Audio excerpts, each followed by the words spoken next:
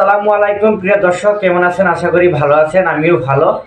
কিংবা একটা বেমার হয়েছিল, এখন আমি অল্প সুস্থ হয়েছি। এখন আবারই ভিডিও বানানো আরম্ভ করছি। আগের মতো আমাকে সাপোর্ট করবেন, যাতে আগন্ত দিনে আরও ভালো ভালো ভিডিও বানাতে পারি। আজকে একটা টপিক ছিল যে তেজপুর ফার্স্ট, আপনারা দেখছেন ফার্স্ট এপিসোড, এটা হলো সেকেন্ড এপিসোড। তেজপুর হইল শোনিতপুর জেলা একটা প্রধান নগর বা সদর। গুয়াহাটির 189 কিলোমিটার পূর্বে আর ব্রহ্মপুত্র নদীর উত্তর পারে অবস্থিত। বর্তমান তেজপুর নাম হলো বর্তমান তেজপুর, আগে ছিল শোনিতপুর। তেজপুরে কি কি আছে? 1 নম্বর আছে অগ্নিগড় পার্ক, 2 নম্বর আছে চিত্রলেখা উদ্যান, 3 নম্বর আছে দ পর্বতীয় শৈলভাগ, 4 নম্বর আছে জ্যোতি ভারতীয়, 5 নম্বর আছে মানসিক হসপিটাল,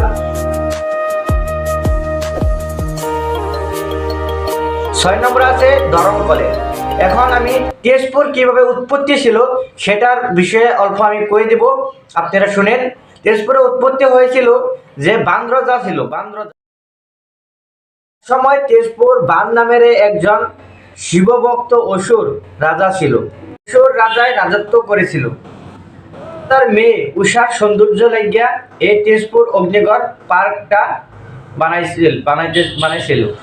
সেই পার্কের মধ্যে চারো কাইন দিয়া আগুন দিছিল, আর চারো কাইন দিয়ে কঠোর পহরাদার নিযুক্ত করেছিল এই বানরাজায়। এই বানরাজার মেয়ের নাম উষা ছিল। সেই উষা স্বপ্নে একজন রাজকুমারকে দেখেছিল। সেই রাজকুমারকে স্বপ্নে দেখার লগে লগে সেই স্বপ্নের মধ্যে প্রেম করা আরম্ভ করেছিল। এই প্রেম করতে করতে সে একটা চিত্র অঙ্কন করেছিল। সেই চিত্রটা আজ আমরা দেখতেছি, আপনারা দেখতেছেন।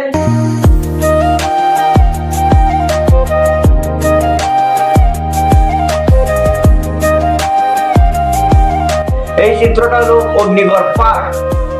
আর অগ্নিগড় পার্ক আপনারা নিশ্চয়ই যাবেন, তেজপুর গেলে অগ্নিগড় পার্ক নিশ্চয়ই যাবেন। তার সাথে আছে চিত্রলেখা পার্ক, টোল পার্ক আছে। সো এইখানে আমার ভিডিও ছিল। আপনারা যদি ভালো পায় তাহলে লাইক করবেন, শেয়ার করবেন, সাবস্ক্রাইব করতে ভুলবেন না। কিন্তু আরো নতুন নতুন ভিডিও আসতেছে অবশ্যই। আবার নতুন জায়গা আপনাদের সাথে লং ধর্ম জয় অখম। এটা বেশি বড় করব না, আপনারা টেনে ভিডিওটা দেখবেন না, সম্পূর্ণ ভিডিওটা দেখবেন ফার্স্ট থেকে লাস্ট পর্যন্ত।